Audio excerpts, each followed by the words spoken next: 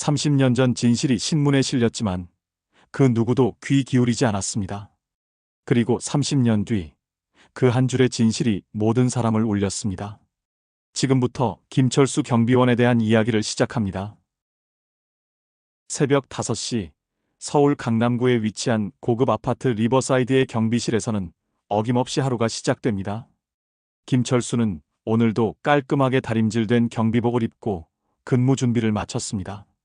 올해 64살인 철수의 얼굴에는 세월의 흔적이 역력하지만 여전히 반듯한 어깨와 곧은 허리가 한때 남다른 삶을 살았음을 짐작케 합니다. 경비실 창문으로 보이는 아파트 단지는 조용하고 평화로웠습니다. 철수는 매일 이 시간이면 하루 업무를 점검하는 습관이 있었습니다. 방문자 명단 확인, 택배 정리, 아파트 시설물 상태 체크까지 꼼꼼하게 살펴보는 모습은 여느 성실한 직장인과 다르지 않았습니다. 하지만 가끔 그의 눈에는 다른 무언가가 스쳐 지나갔습니다. 마치 더 큰 세상을 그리워하는 듯한 아련한 표정이었습니다. 철수가 이 아파트에서 경비원으로 일한 지는 벌써 3년째였습니다. 처음 이곳에 왔을 때만 해도 입주민들은 새로운 경비원에게 큰 관심을 보이지 않았습니다. 그저 예의 바르고 성실해 보이는 정도로만 여겼죠. 하지만 시간이 지나면서 철수의 특별함을 조금씩 느끼는 사람들이 생겨났습니다. 아침 일찍 출근하는 이미경이 아들 손을 잡고 경비실 앞을 지나가며 밝게 인사를 건넸습니다. 35살의 이미경은 이 아파트에 이사 온 지 벌써 2년이 되었지만 여전히 김철수를 그저 친절한 경비원 아저씨로만 알고 있었습니다. 싱글맘인 이미경은 IT 회사에서 개발팀장으로 일하고 있었고 아침마다 출근길에 만나는 김철수의 정중한 인사가 하루를 기분 좋게 시작하게 해주었습니다. 철수는 언제나처럼 정중하게 고개를 숙여 인사를 받았습니다. 그의 목소리는 차분하고 안정감이 있었습니다. 하지만 이미경이 들고 있던 태블릿 PC 화면을 흘끗 본 순간 철수의 눈빛이 미묘하게 변했습니다. 그 화면에는 복잡한 네트워크 구조도가 떠 있었고 철수는 그것이 자신이 30년 전 개발했던 프로토콜의 발전된 형태라는 것을 단번에 알아챘습니다. 경비실로 돌아온 철수는 잠시 멍하니 앉아 있었습니다. 가끔 이런 순간들이 있었습니다. 지나가는 사람들이 들고 있는 기계들, 아파트 곳곳에 설치된 최신 보안 시스템들을 볼 때마다 가슴 한편이 먹먹해지는 기분이었습니다. 그 모든 것들의 뿌리에는 자신이 젊은 시절 개발했던 기술들이 숨어 있다는 것을 알고 있었기 때문입니다. 철수는 경비실 서랍 깊숙한 곳에 숨겨둔 낡은 사진 한 장을 조심스럽게 꺼냈습니다. 1992년 CNT 시스템 사무실에서 찍은 사진이었습니다. 젊은 철수가 동업자 박영호와 나란히 서서 환하게 웃고 있는 모습이 담겨 있었습니다. 두 사람 뒤로는 국내 최초 네트워크 솔루션 개발 성공이라고 적힌 현수막이 걸려 있었습니다. 철수는 작은 목소리로 중얼거렸습니다. 그때는 정말 꿈 같았다고. 그 시절 자신은 미래를 바꿀 기술을 만들고 있다는 확신에 차 있었습니다. 밤새워 코딩을 하고 새로운 아이디어가 떠오르면 흥분해서 영호에게 전화를 걸곤 했던 열정적인 젊은 시절이었습니다. 사진을 다시 서랍 깊숙이 넣으며 철수는 한숨을 내쉬었습니다. 그 꿈은 이루어졌지만 정작 꿈을 꾸었던 본인은 그 성과를 누릴 수 없게 되었습니다. 세상은 변했지만 자신만 그 자리에 서 있지 못하게 된 아이러니한 현실이었습니다. 주말 오후 철수의 작은 원룸에 손자 민준이 찾아왔습니다. 고등학교 3학년인 민준은 키가 훌쩍 자라서 이제 할아버지 어깨를 넘어섰습니다. 민준은 무거운 백팩을 내려놓으며 할아버지에게 다가왔습니다. 철수는 손자가 올 때마다 마음이 따뜻해졌습니다. 민준은 학교에서 프로그래밍 대회에 나간다며 할아버지에게 도움을 요청했습니다. 민준은 할아버지가 단순한 경비원이라고 생각하고 있었지만 어려서부터 컴퓨터를 만지게 해준 사람이 할아버지였다는 것은 기억하고 있었습니다. 철수는 겉으로는 담담한 표정을 지었지만 속으로는 가슴이 두근거렸습니다. 철수가 민준의 노트북 화면을 들여다보았습니다. 복잡한 알고리즘 문제들이 빼곡히 나열되어 있었습니다. 네트워크 라우팅 최적화, 데이터 압축 알고리즘, 보안 프로토콜 설계 등 고난도 문제들이었습니다. 철수는 화면을 보는 순간 마치 오래전 친구를 만난 것 같은 반가움을 느꼈습니다. 철수는 무심코 중얼거렸습니다. 이거는 네트워크 라우팅 최적화 문제라고. 민주는 깜짝 놀라 할아버지를 쳐다보았습니다. 할아버지가 이게 뭔지 아는지 물어보자 철수는 당황하며 말을 얼버무렸습니다. 그냥 어디서 들어본 것 같다고 했지만 민준의 코딩을 보고 있자니 손가락이 저절로 움직이기 시작했습니다. 철수는 키보드에 손을 올리고 몇 줄의 코드를 입력했습니다. 민준이 며칠 동안 고민했던 문제가 30분 만에 깔끔하게 해결되었습니다. 민준은 입을 다물지 못했습니다. 할아버지의 손놀림이 마치 피아니스트가 건반을 치는 것처럼 자연스럽고 정확했습니다. 민준이 어떻게 하신 거냐고 물어보자 철수는 애써 태연한 척하며 그냥 논리적으로 생각해보니까 그렇더라고 대답했습니다. 하지만 민준의 눈빛이 예전과 다르다는 것을 느낄 수 있었습니다. 호기심 가득한 시선으로 할아버지를 바라보는 민준을 보며 철수는 뭔가 변화가 시작되고 있음을 직감했습니다. 이 챕터 마이너스 상자 속에서 발견된 충격적 진실. 며칠이 지난 후 민준은 할아버지가 도와준 프로그래밍 문제를 계속 생각하고 있었습니다. 그때 할아버지의 손놀림과 문제를 해결하는 방식이 보통 사람과는 확연히 달랐습니다. 마치 수십 년간 그 일을 해온 전문가 같았습니다. 토요일 오후 민준은 다시 할아버지 집을 찾았습니다. 철수는 마침 경비 근무를 마치고 집에서 쉬고 있었습니다. 민준은 이번에도 노트북을 들고 왔지만 실제로는 할아버지를 더 자세히 관찰하고 싶었습니다. 민준이 이번 주에도 문제가 좀 있다고 말하자 철수는 흔쾌히 도와주겠다고 했습니다. 하지만 민준이 화장실에 가고 싶다고 하자 철수는 별 생각 없이 방안을 정리하기 시작했습니다. 민준은 화장실에 가는 척하다가 몰래 돌아와 방문 틈새로 할아버지를 지켜보았습니다. 철수는 옷장 위쪽 깊숙한 곳에서 오래된 상자 하나를 꺼냈습니다. 상자를 열자 각종 서류들과 낡은 물건들이 나왔습니다. 철수는 그 중에서 두꺼운 노트 하나를 꺼내어 펼쳐보았습니다. 노트에는 복잡한 도식들과 프로그래밍 코드들이 빼곡히 적혀 있었습니다. 민준은 숨을 죽이고 지켜보았습니다. 할아버지가 그 노트를 보며 무언가 깊이 생각에 잠기는 모습이 평소와는 완전히 달랐습니다. 철수는 노트의 한 페이지를 정성스럽게 쓰다듬으며 작은 목소리로 중얼거렸습니다. 민준은 더 이상 참을 수 없어서 화장실에서 나오는 척하며 방으로 들어왔습니다. 철수는 깜짝 놀라며 급히 상자를 다시 옷장 위로 밀어넣었습니다. 민준이 뭘 하고 계셨냐고 물어보자 철수는 당황하며 그냥 오래된 물건들 정리하고 있었다고 말했습니다. 철수는 당황한 표정을 감추려 했지만 민준은 이미 뭔가 특별한 것을 봤다는 확신이 들었습니다. 하지만 그날은 더 이상 묻지 않았습니다. 대신 며칠 후 기회를 노리기로 했습니다. 다음 주 수요일 철수가 경비 근무를 나간 사이 민준은 할아버지 방에 들어갔습니다. 양심의 가책이 들었지만 할아버지에 대한 호기심이 더 컸습니다. 민준은 조심스럽게 옷장 위쪽을 뒤져서 그 상자를 찾아냈습니다. 상자를 열자 민준은 숨이 막힐 뻔했습니다. 그 안에는 각종 기술 특허증들이 가득했습니다. 네트워크 보안 프로토콜 특허, 데이터 압축 알고리즘 개발, 통신 시스템 최적화 기술 등 민준이 평소 공부하던 분야의 최고 수준 기술들이었습니다. 모든 특허증의 발명자란에 김철수라는 이름이 적혀 있었습니다. 민준의 손이 떨리기 시작했습니다. 또 다른 서류들을 살펴보니 CNT 시스템 대표이사 김철수라고 적힌 명함들이 수십 장 나왔습니다.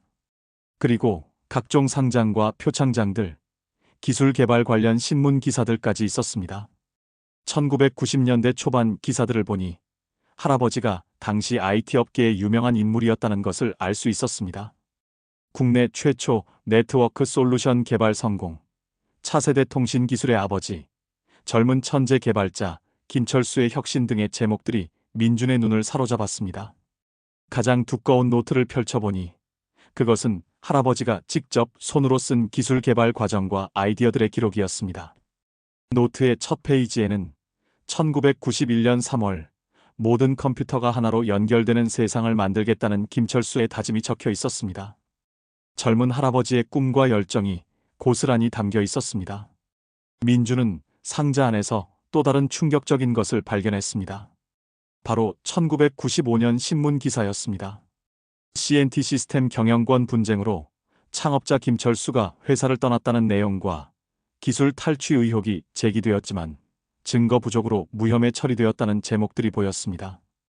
기사에 따르면 할아버지가 창업한 회사에서 동업자와의 갈등으로 모든 것을 잃게 되었다는 것이었습니다. 그 동업자의 이름은 박영호였습니다. 민주는 스마트폰으로 검색해보니 박영호는 현재 대기업 YH테크의 회장이었습니다. 민주는 더 충격적인 사실을 깨달았습니다.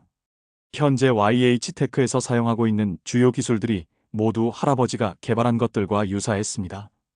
정확히 말하면 할아버지 기술의 발전된 형태였습니다. 그때 현관문이 열리는 소리가 들렸습니다. 할아버지가 돌아온 것입니다. 민주는 급히 상자를 정리하려 했지만 너무 많은 서류들 때문에 시간이 부족했습니다. 결국 상자를 그대로 들고 거실로 나갔습니다. 철수가 집에 들어서자마자 민준이 자신의 과거 자료들을 들고 있는 모습을 보았습니다. 두 사람은 한참 동안 말없이 서로를 바라보았습니다. 철수의 얼굴에는 당황함과 함께 체념 같은 표정이 스쳤습니다. 민준의 목소리가 떨렸습니다. 이게 정말 할아버지 것이냐고 물어보자 철수는 깊은 한숨을 쉬며 소파에 앉았습니다. 그래, 옛날 이야기라고 인정했습니다. 민준이 그런데 왜 지금은 이렇게 되었냐고 묻자 철수는 간단히 대답했습니다. 배신당했다고 가장 믿었던 사람에게. 철수의 목소리에는 30년 묵은 상처와 아픔이 고스란히 묻어났습니다. 민주는 할아버지 옆에 앉으며 상자 속 자료들을 다시 살펴보았습니다. 그제서야 할아버지가 왜 그렇게 프로그래밍에 능숙했는지, 왜 경비원이라는 평범한 일을 하면서도 때때로 다른 세상을 그리워하는 눈빛을 보였는지 이해할 수 있었습니다. 민준이 물었습니다. 이 모든 기술들이 지금 다른 사람 이름으로 쓰이고 있는 거냐고. 철수는 고개를 끄덕였습니다. 민준의 마음에는 분노가 치밀어 올랐습니다. 민준은 강하게 말했습니다. 할아버지, 이건 잘못된 거라고. 다시 되찾아야 한다고. 하지만 철수는 고개를 저었습니다. 이미 너무 오래된 일이고 증명할 방법도 없다고 했습니다. 민준은 반박했습니다. 증명할 방법이 있다고. 이 모든 자료들이 증거라고 말했습니다. 민준의 눈에는 결의가 가득했습니다. 그 순간 민준은 마음속으로 다짐했습니다. 반드시 할아버지의 명예를 되찾아드리겠다고. 그날 밤 민준은 잠을 이룰 수 없었습니다. 할아버지의 과거에 대한 충격과 분노가 마음속에서 소용돌이쳤습니다. 다음 날 아침 일찍 다시 할아버지 집을 찾아갔습니다. 민준은 할아버지에게 정확히 무슨 일이 있었던 건지 말씀해달라고 부탁했습니다. 철수는 한참을 망설이다가 입을 열었습니다. 30년 동안 가슴속에 묻어둔 이야기를 처음으로 누군가에게 털어놓는 순간이었습니다. 철수가 말을 시작했습니다. 1990년 자신과 영호는 대학 동기였다고. 둘 다 컴퓨터에 미쳐있던 사람들이었고 졸업 후 함께 CNT 시스템을 창업했다고 설명했습니다. 철수의 눈에는 그때의 추억이 되살아났습니다. 좁은 사무실에서 밤새워 코딩하던 날들, 새로운 기술에 대한 열정으로 가득했던 시절이었습니다. 철수는 계속해서 이야기했습니다. 처음 5년은 정말 행복했다고. 우리가 만든 네트워크 프로토콜이 점점 인정받기 시작했고 대기업들이 줄을 서서 계약하려고 했다고 말했습니다. 민주는 할아버지의 이야기에 푹 빠져들었습니다. 상상 속에서 젊은 할아버지의 모습이 그려졌습니다. 그런데 1995년 어느 날 영호가 갑자기 이상한 제안을 해왔다고 철수는 말을 이어갔습니다. 거대한 투자를 받을 수 있다는 것이었습니다. 조건은 회사 지분을 재조정하는 것이었습니다. 철수의 목소리가 점점 무거워졌습니다. 영호는 자신에게 말했다고 합니다. 이 투자자가 100억을 넣겠다고 하니까 대신 경영권을 좀 정리하자고. 나는 친구를 믿었다고. 그래서 서류에 사인했다고 철수는 고백했습니다. 민준이 그 서류가 뭐였냐고 물어보자 철수는 대답했습니다. 회사 전체를 영호에게 넘기는 계약서였다고. 민준은 주먹을 꽉 쥐었습니다. 할아버지의 순진함이 안타까우면서도 박영호의 교활함에 분노가 치밀었습니다. 철수는 더욱 충격적인 후일담을 들려주었습니다. 서류에 사인한 다음 날 영호는 자신에게 말했다고 합니다. 미안하다, 철수야. 사업은 원래 냉정한 거야. 그리고 나를 회사에서 쫓아냈다고 했습니다. 철수는 잠시 말을 멈추고 깊은 한숨을 쉬었습니다. 그때의 충격과 배신감이 아직도 생생했습니다. 더 충격적인 건 그 다음이었다고 철수는 계속했습니다. 영호는 이미 몇 달 전부터 우리 회사의 핵심 기술 자료들을 몰래 복사해두고 있었던 것입니다. 그리고 그 기술들을 자기 이름으로 특허 출원까지 해놨다고 말했습니다. 민준이 그럼 법적으로 싸우셨어야 한다고 말하자 철수는 대답했습니다. 당연히 싸웠다고. 하지만 영호는 이미 모든 걸 준비해놨다고. 가짜 개발 일지, 조작된 회의록, 심지어 거짓 증인까지 만들어놨다고 설명했습니다. 민주는 상황의 심각성을 깨달았습니다. 단순한 사업 분쟁이 아니라 치밀하게 계획된 배신이었던 것입니다. 철수는 법정에서 2년 동안 싸웠지만 결국 졌다고 말했습니다. 증거가 부족하다는 이유였다고. 그때 내가 가진 건 개인 연구 노트뿐이었다고 하며 철수는 상자에서 그 두꺼운 노트를 꺼내 민준에게 보여주었습니다. 철수가 설명했습니다. 이 노트에는 모든 기술의 개발 과정이 기록되어 있다고. 아이디어 스케치부터 완성된 코드까지 다 있지만 당시에는 이걸로 증명하기 어려웠다고 말했습니다. 민주는 노트를 넘겨보며 할아버지의 천재성에 다시 한번 감탄했습니다. 손글씨로 빼곡히 적힌 복잡한 알고리즘들과 도식들이 마치 예술 작품 같았습니다. 철수는 계속해서 말했습니다. 법정에서 진 후 나는 모든 걸 잃었다고. 회사도 기술도 명예도. 그리고 영호는 내 기술로 지금의 YH테크를 키워갔다고 설명했습니다. 민준이 할아버지에게 말했습니다. 지금이라도 늦지 않았다고. 이 노트만 있으면 충분히 증명할 수 있을 것 같다고. 하지만 철수는 고개를 저었습니다. 민준아, 이미 30년이 지났다고. 시효도 지났고 누가 믿겠냐고 반문했습니다. 민준은 강하게 반박했습니다. 하지만 진실은 변하지 않는다고 말했습니다.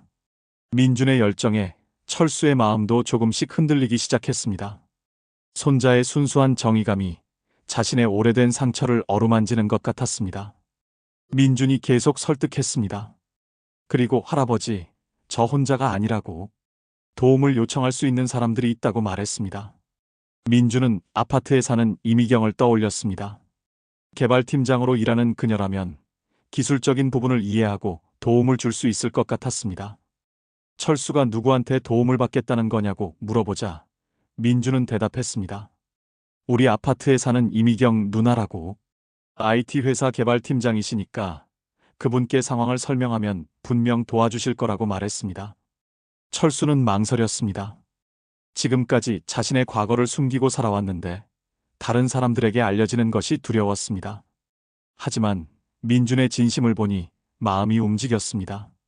철수가 정말 괜찮을지 물어보자 민준은 대답했습니다. 할아버지, 제가 책임질게요. 이미경 누나는 정말 좋은 분이에요. 그리고 정의감도 강하시고요. 민준은 할아버지의 손을 꼭 잡으며 말했습니다. 할아버지의 진짜 모습을 세상에 알려야 해요. 그리고 박영호가 저지른 일의 대가를 치르게 해야 해요.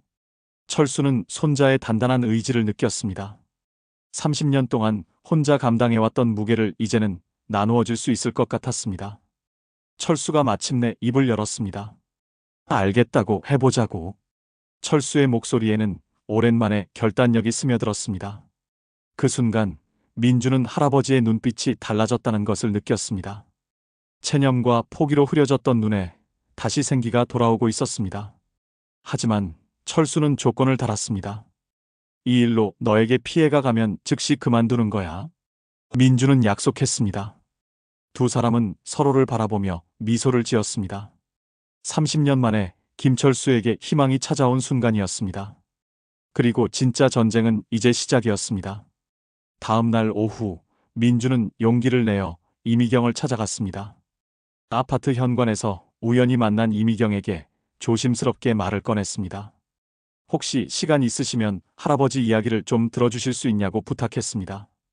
이미경은 평소 민준을 귀여워했기 때문에 흔쾌히 응했습니다. 커피숍에 앉은 민주는 할아버지의 이야기를 차근차근 설명했습니다.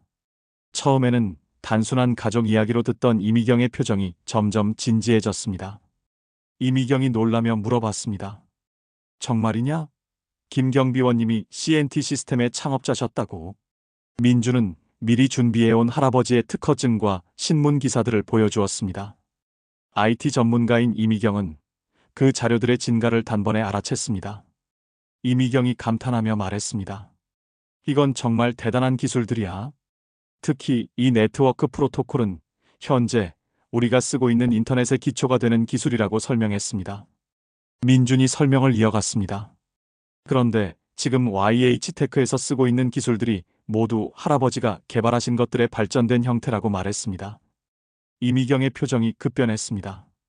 YH테크냐고, 박영호 회장의 회사냐고 물어봤습니다. 업계에서 일하는 사람으로서 박영호에 대해 잘 알고 있었기 때문입니다. 이미경이 설명했습니다. 박영호는 업계에서 꽤 유명한 사람이라고. 하지만 좋은 의미는 아니라고. 다른 회사 기술을 가져와서 자기 것처럼 만드는 걸로 소문이 자자하다고 말했습니다. 민주는 이미경의 말에 더욱 확신을 갖게 되었습니다. 이미경은 분개한 표정으로 말했습니다. 이건 단순한 사업 분쟁이 아니야. 명백한 기술 절도라고. 같은 개발자로서 이런 일을 참을 수 없다고 했습니다. 민준이 제안했습니다. 일단 할아버지를 직접 만나보시면 어떻겠냐고. 그분이 가지고 계신 연구 노트를 보시면 더 확실할 거라고 말했습니다. 이미경은 오늘 저녁에 시간 내서 뵙겠다고 약속했습니다. 그날 저녁 이미경은 민준과 함께 철수의 집을 찾았습니다. 철수는 아파트 입주민이 자신의 집에 오는 것이 어색했지만 민준이 미리 설명해둔 덕분에 마음의 준비를 하고 있었습니다. 이미경이 정중하게 인사했습니다. 안녕하세요, 김철수 사장님. 철수는 당황하며 그냥 김경비원이라고 불러달라고 말했습니다. 이미경이 진심으로 말했습니다. 민준이가 말해준 내용이 사실이라면 저는 정말 존경스러운 분을 뵙고 있는 거예요. 이미경의 진심이 담긴 말에 철수의 마음이 조금씩 열렸습니다. 철수는 이미경에게 연구 노트를 보여주었습니다. 전문가인 이미경은 노트를 펼치자마자 감탄을 금치 못했습니다. 이건 정말 천재적인 아이디어들이라고, 이 시대를 30년 앞서간 발상이라고 말했습니다. 이미경이 놀라며 말했습니다. 특히 이 보안 프로토콜은 정말 놀라워요. 현재 YH테크에서 핵심 기술로 사용하는 것과 거의 동일하다고 설명했습니다. 철수의 목소리에 희망이 스며들었습니다. 이미경은 확실하다고 대답했습니다. 이 노트만 있으면 충분히 원작자가 누구인지 증명할 수 있을 것 같다고 말했습니다. 이미경은 자신이 아는 변호사를 소개해주겠다고 약속했습니다. 지적재산권 전문가이시니까 한번 상담받아 보시는 게 어떻겠냐고 제안했습니다. 하지만 철수는 여전히 조심스러웠습니다. 박영호는 이미 너무 큰 권력을 가지고 있다고 걱정했습니다. 이미경이 단호하게 말했습니다. 그렇다고 포기할 수는 없다고 말했습니다. 정의는 반드시 실현되어야 한다고. 이미경의 말에 민준도 힘을 얻었습니다.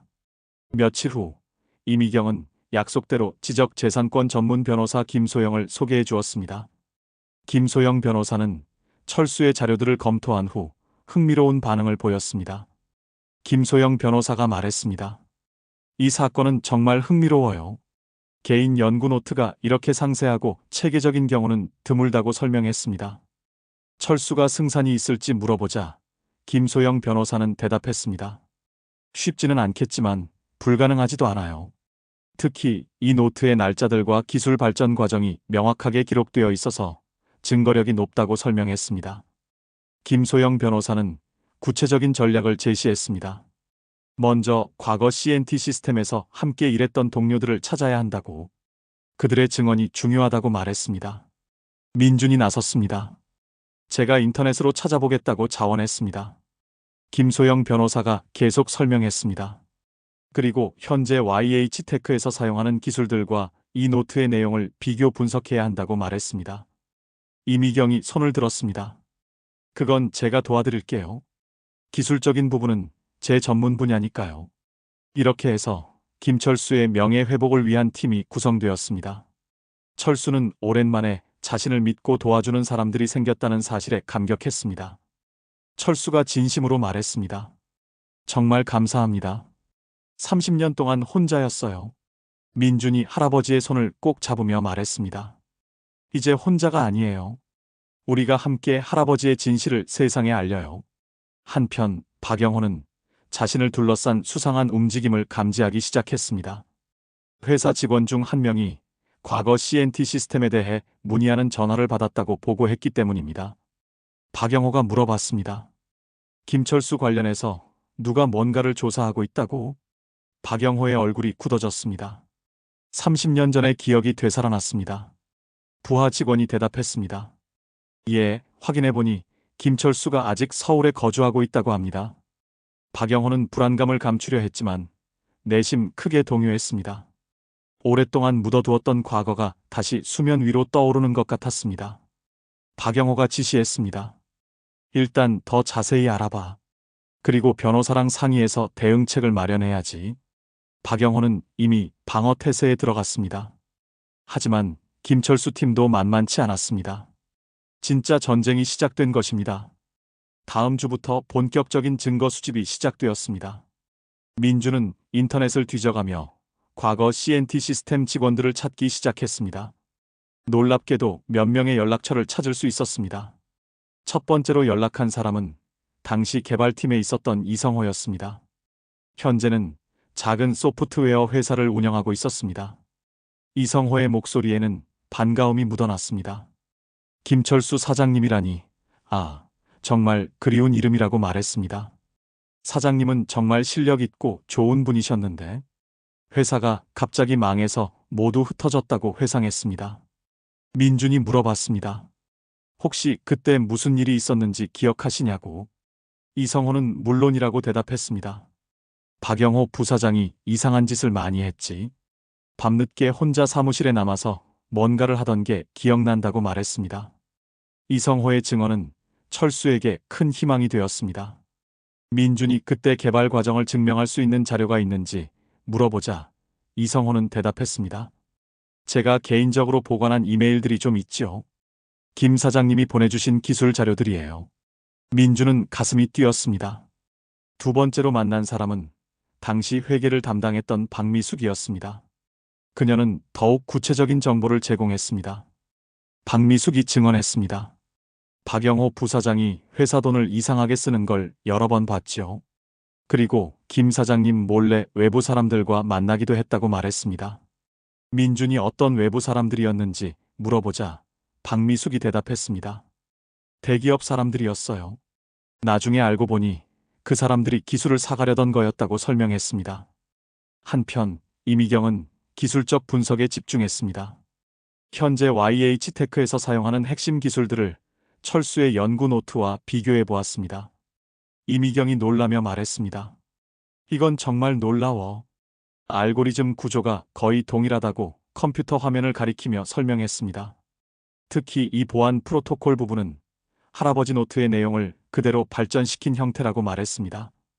철수도 화면을 보며 감회가 새로웠습니다. 자신의 아이디어가 이렇게 발전된 모습을 보니 기쁘면서도 씁쓸했습니다. 이미경이 확신에 차서 말했습니다. 이 정도면 법정에서 충분히 인정받을 수 있을 것 같아요. 김소영 변호사도 수집된 증거들을 검토한 후 긍정적인 반응을 보였습니다. 이제 정식으로 소송을 준비해도 될 것 같다고 말했습니다. 하지만 바로 그때 박영호의 반격이 시작되었습니다. 어느 날 아침 이성호에게서 급한 전화가 왔습니다. 민준 씨, 큰일 났어요. YH테크에서 사람들이 와서 협박을 했다고 말했습니다. 민준이 협박이라니 어떤 협박이냐고 물어보자 이성호가 대답했습니다.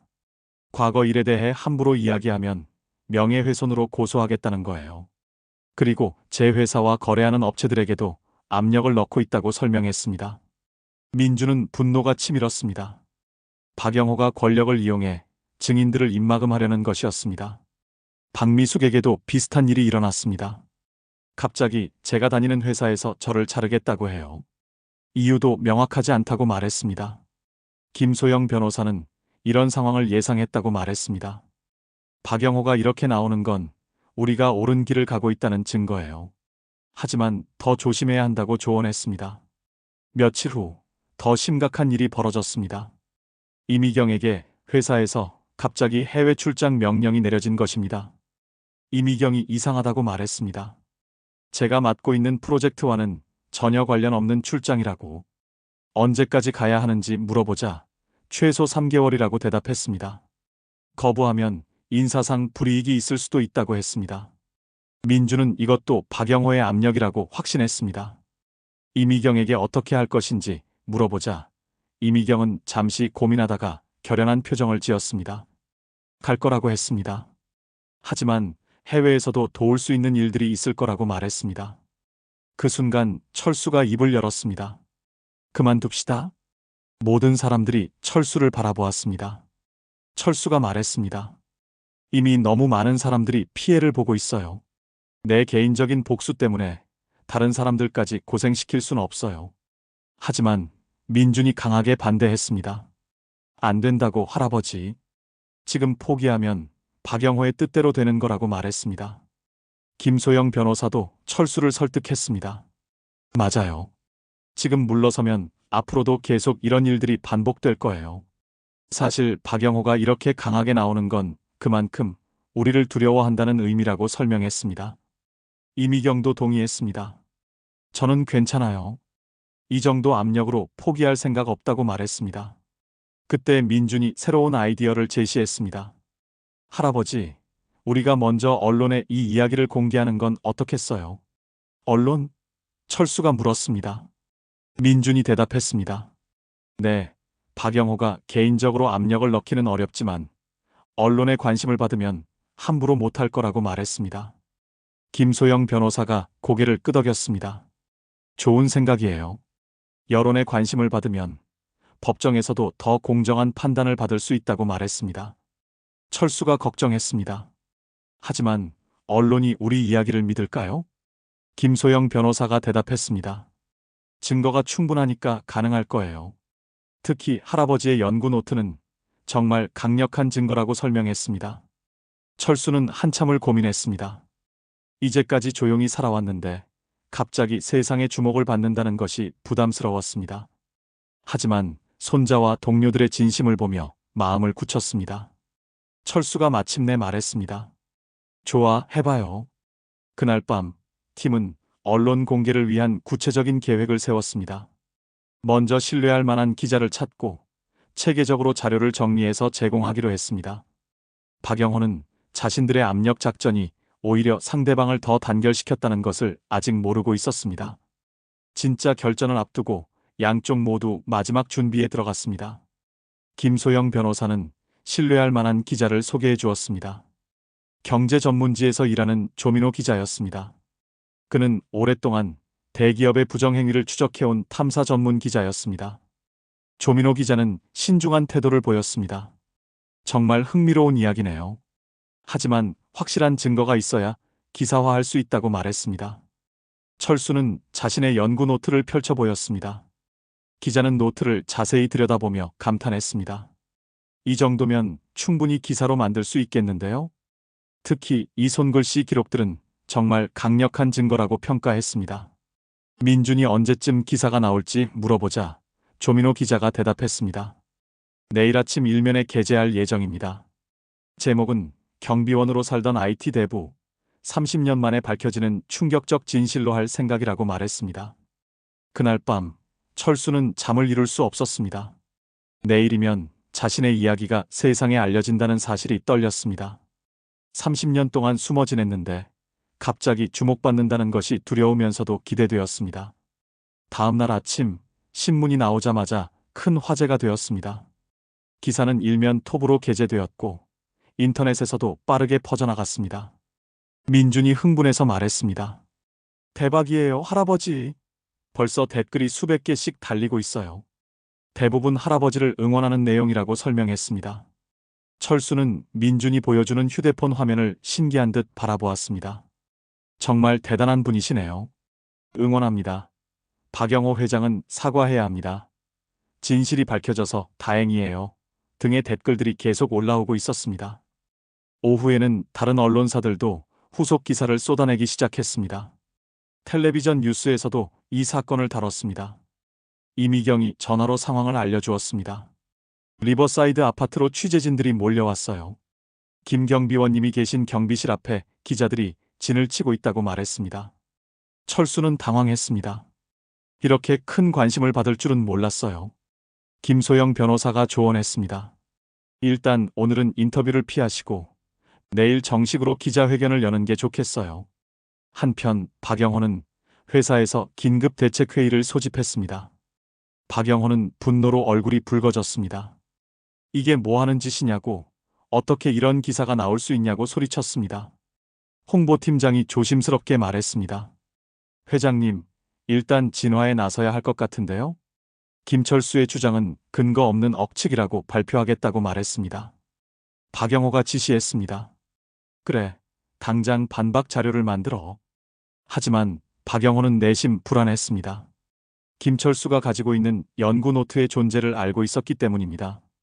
오후 늦게 YH테크에서 공식 입장을 발표했습니다. 김철수 씨의 주장은 전혀 사실이 아니라고 했습니다. 우리 회사의 모든 기술은 정당하게 개발된 것이며 법적 문제가 없음을 확신한다고 발표했습니다. 하지만 이미 여론은 김철수 쪽으로 기울고 있었습니다. 인터넷 댓글들은 대부분 박영호를 비판하는 내용이었습니다. 30년 전에도 그렇고 지금도 그렇고 권력으로 진실을 덮으려 한다. 증거도 많은데 뻔뻔하게 부인하는 게 더 이상하다 등의 반응이 쏟아졌습니다. 다음 날 김철수 팀은 정식 기자회견을 열었습니다. 장소는 시민단체에서 제공한 강당이었습니다. 기자회견장에는 수십 명의 기자들이 몰려들었습니다. 철수는 평생 이렇게 많은 사람들 앞에 서본 적이 없어서 긴장했습니다. 철수가 마이크 앞에 서서 말했습니다.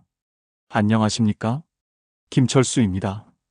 철수의 목소리는 떨렸지만 진정성이 묻어났습니다. 철수는 계속해서 말했습니다. 30년 전 제가 개발한 기술들이 지금까지 다른 사람의 이름으로 사용되고 있습니다. 오늘 이 자리에서 진실을 말씀드리고자 합니다. 철수는 차근차근 자신의 이야기를 들려주었습니다. CNT 시스템 창업부터 박영호의 배신, 그리고 법정 패소까지의 과정을 상세히 설명했습니다. 철수가 연구 노트를 들어보이며 말했습니다. 이것이 제가 직접 손으로 쓴 연구 노트입니다. 기자들이 카메라 플래시를 터뜨렸습니다. 질의응답 시간에는 날카로운 질문들이 쏟아졌습니다. 한 기자가 물었습니다. 30년이 지난 지금 이 문제를 제기하는 이유가 뭔가요? 철수가 대답했습니다. 손자가 저의 과거를 알게 되면서 용기를 얻었습니다. 늦었지만 진실을 밝히고 싶었습니다. 또 다른 기자가 물었습니다. 박영호 회장과 법정에서 다시 만날 각오가 되어 있나요? 철수는 확신에 차서 대답했습니다. 네, 이번에는 충분한 증거를 가지고 있습니다. 기자회견은 큰 성공이었습니다. 철수의 진정성 있는 모습이 많은 사람들의 마음을 움직였습니다. 그날 저녁 뉴스에서는 기자회견 내용이 메인으로 다뤄졌습니다. 시민들의 반응도 뜨거웠습니다. 민준이 신이 나서 말했습니다. 할아버지, 인터넷에서 할아버지를 응원하는 사람들이 정말 많아요. 김철수를 응원합니다라는 해시태그도 만들어졌어요. 철수는 이런 관심이 신기하면서도 감사했습니다. 하지만 박영호의 반격도 만만치 않았습니다. 그날 밤 YH테크에서는 김철수의 과거를 파헤치는 작업에 들어갔습니다. 박영호는 부하들에게 지시했습니다. 김철수의 약점을 찾아. 뭐든지 좋으니까 흠집을 낼 수 있는 걸 찾으라고. 다음 날부터는 김철수에게 불리한 기사들도 나오기 시작했습니다. 김철수의 일방적 주장일 뿐, 증거 불충분 등의 내용이었습니다. 하지만 여론의 흐름은 이미 김철수 쪽으로 기울어져 있었습니다. 시민들은 약자인 김철수를 응원했고 권력을 가진 박영호를 비판했습니다. 김소영 변호사가 말했습니다. 이제 정말 시작이에요. 언론의 관심을 받으니까 법정에서도 더 공정한 재판을 받을 수 있을 거예요. 드디어 30년 만에 진짜 대결이 시작되었습니다. 오늘이 법정 대결의 날이 왔습니다. 서울중앙지방법원 대법정에는 이른 아침부터 수많은 시민들과 기자들이 몰려들었습니다. 이 사건에 대한 관심이 얼마나 뜨거운지를 보여주는 장면이었습니다. 철수는 30년 만에 정장을 입었습니다. 민준이 준비해준 검정색 정장을 입은 철수의 모습은 당당하고 위엄 있었습니다. 더 이상 숨어 지내는 경비원이 아니라 자신의 권리를 찾으려는 당당한 원고였습니다. 민준이 조심스럽게 물었습니다. 할아버지, 긴장되세요? 철수는 평온하게 대답했습니다. 아니야. 이상하게 마음이 편하다. 진실을 말할 수 있다는 것 자체가 그에게는 큰 위안이었습니다. 법정에 들어서자 박영호가 보였습니다. 30년 만에 다시 마주한 옛 친구의 모습은 많이 변해 있었습니다. 권력과 부를 상징하는 고급 정장을 입은 박영호는 여전히 자신감에 차 있어 보였습니다. 두 사람의 시선이 마주쳤습니다. 박영호는 피하려 했지만 철수는 당당하게 그를 바라보았습니다. 재판장이 입장하며 재판이 시작되었습니다. 지적재산권 침해 및 손해배상 청구 사건을 개정한다고 선언했습니다. 김소영 변호사가 먼저 원고 측 주장을 펼쳤습니다. 존경하는 재판장님, 이 사건은 단순한 민사분쟁이 아닙니다. 30년 전 치밀하게 계획된 기술절도 사건입니다. 김소영 변호사는 철수의 연구 노트를 증거로 제시했습니다. 이 노트에는 1991년부터 1995년까지 원고 김철수 씨가 개발한 모든 기술의 과정이 상세히 기록되어 있다고 설명했습니다. 재판장은 노트를 자세히 살펴보았습니다. 손글씨로 빼곡히 적힌 기술 내용들과 날짜별 기록들이 매우 체계적이었습니다. 김소영 변호사가 계속 설명했습니다. 특히 주목할 점은 이 노트의 기술들이 현재 피고 측에서 사용하고 있는 핵심 기술들과 거의 동일하다는 것입니다. 이어서 과거 동료들의 증언이 시작되었습니다. 이성호가 증인석에 서서 증언했습니다. 김철수 사장님은 정말 천재적인 개발자였습니다. 모든 기술의 아이디어와 설계를 직접 하셨어요. 변호사가 물었습니다. 박영호 부사장은 어떠했습니까? 이성호가 대답했습니다. 경영 업무만 담당했습니다. 기술적인 부분은 전혀 모르셨어요. 하지만 자주 김 사장님의 자료들을 복사해 가곤 했습니다. 박미숙의 증언도 이어졌습니다. 박영호 부사장이 회사 돈을 이상하게 사용하는 것을 여러 번 봤습니다. 외부 사람들과의 비밀 회의도 자주 있었고요. 증인들의 증언이 계속되자 방청석에서는 웅성거림이 일었습니다. 박영호의 얼굴은 점점 굳어졌습니다. 이제 피고 측 변호사가 반박에 나섰습니다. 존경하는 재판장님, 원고 측의 주장은 모두 추측에 불과합니다.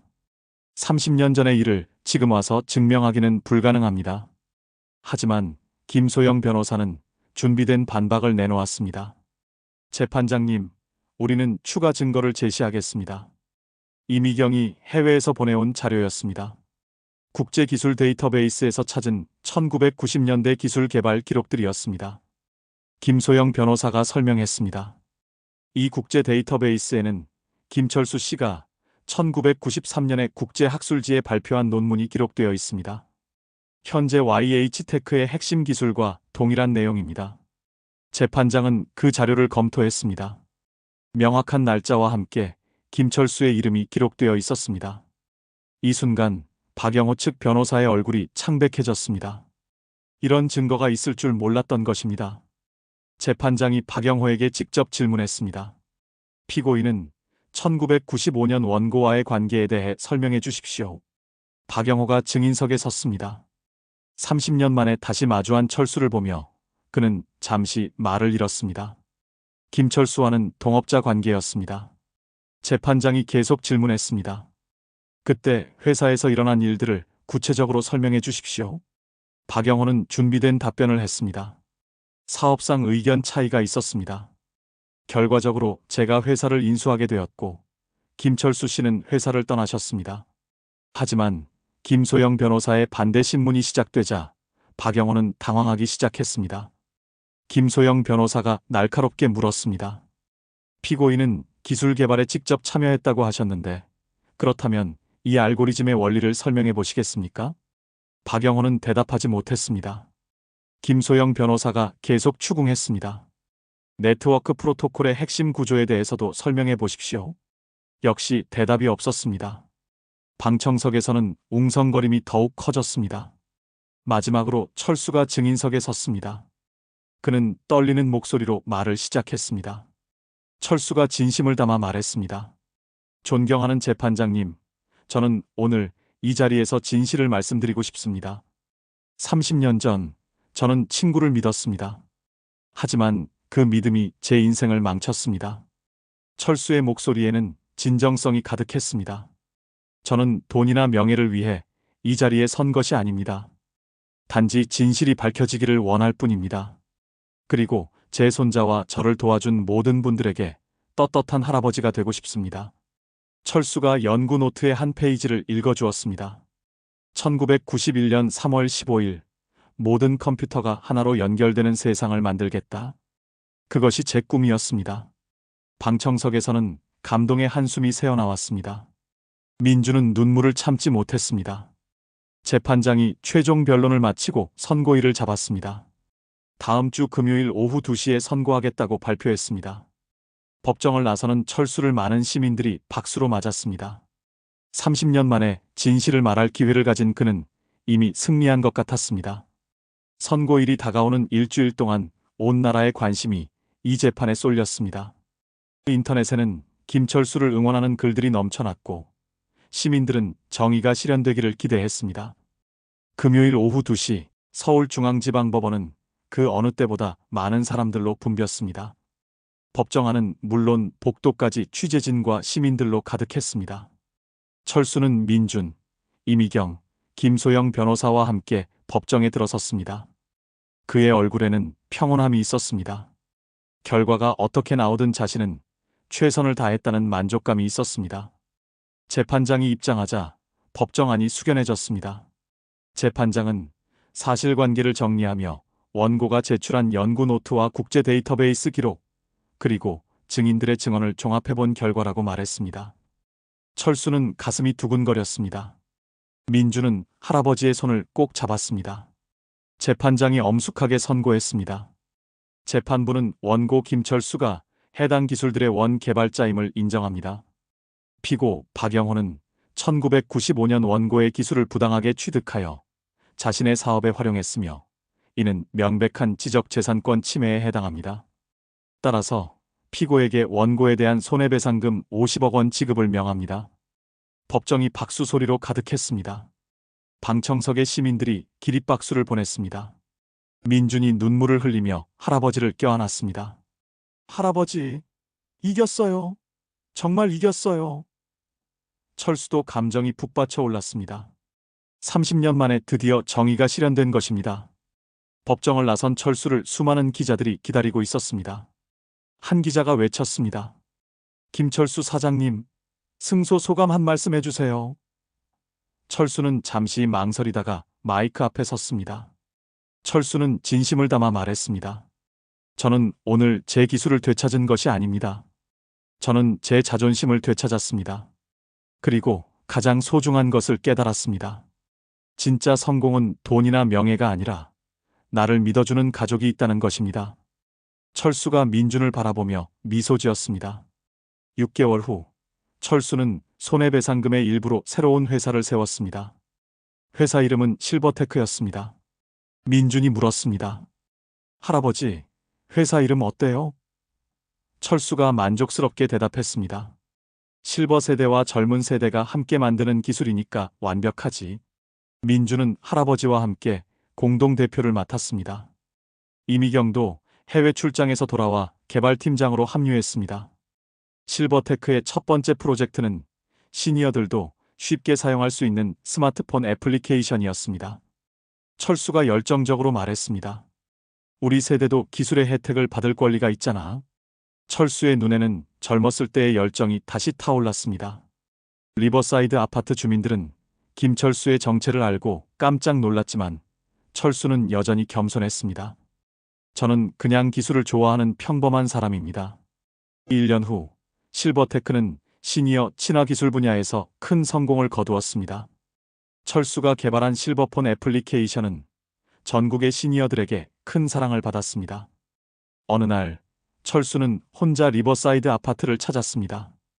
이제는 경비실이 아닌 방문객으로 온 것입니다. 새로운 경비원이 정중하게 인사했습니다. 안녕하세요. 어떻게 오셨나요? 철수가 미소 지으며 대답했습니다. 그냥 옛 직장이 그리워서요. 그 시간들도 나름 의미가 있었다고 생각했습니다. 저녁에 민준이 물었습니다. 할아버지, 후회 안 해요? 30년을 숨어 지낸 것? 철수는 창밖을 바라보며 대답했습니다. 후회하지 않아. 그 시간이 있었기에 진짜 소중한 것이 무엇인지 알게 됐거든. 민준이 궁금해했습니다. 진짜 소중한 것이요? 철수가 깊이 있게 말했습니다. 돈과 명예는 다시 얻을 수 있지만 가족의 사랑은 돈으로 살 수 없으니까. 그때 철수의 휴대폰에 문자가 왔습니다. 민준이 확인하고 말했습니다. 할아버지, YH테크에서 기술 자문 요청이 왔네요. 박영호가 법정 판결 후 회사에서 물러났고 새로운 경영진이 김철수에게 협력을 제안한 것이었습니다.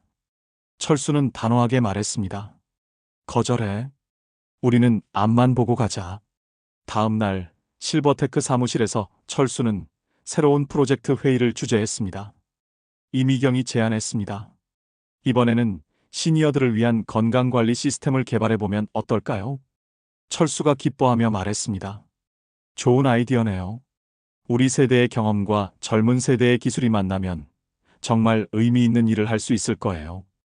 회의가 끝나고 철수는 혼자 창밖을 바라보았습니다. 햇살이 따뜻하게 내리쬐고 있었습니다. 30년 전 좌절했던 꿈이 이제야 진짜 모습을 드러내고 있었습니다. 그때는 기술 자체에만 매몰되어 있었지만 이제는 사람을 위한 기술을 만들고 있었습니다. 저녁 무렵 민준과 함께 한강을 걸으며 철수는 말했습니다. 민준아, 할아버지가 너에게 하나만 당부하고 싶은 게 있어. 성공의 기준을 돈이나 명예에 두지 마라. 진짜 성공은 누군가에게 도움이 되는 일을 하는 것이야. 민준은 고개를 끄덕였습니다. 할아버지처럼 살고 싶어요.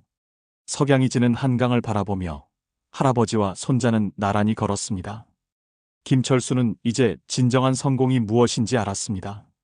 그것은 다른 사람의 인정이 아니라 자신이 사랑하는 사람들과 함께하는 것이었습니다. 30년의 긴 여행이 끝났습니다. 하지만 새로운 꿈을 향한 여행은 이제 막 시작되었습니다. 30년의 긴 여정이 끝났습니다. 김철수 할아버지는 마침내 깨달았습니다. 진정한 성공은 돈이나 명예가 아니라 사랑하는 사람들과 함께하는 것이라는 거요. 여러분에게도 묻고 싶습니다. 여러분만의 진정한 성공은 무엇인가요? 김철수 할아버지의 이야기가 그 누구도 귀 기울이지 않았지만, 하지만 진실은 끝내 사라지지 않았습니다. 그리고 지금 그 진실을 기억하는 사람이 이곳에 있습니다. 여러분께도 작은 용기가 되었기를 바랍니다. 다음에도 감동적인 이야기로 찾아뵙겠습니다.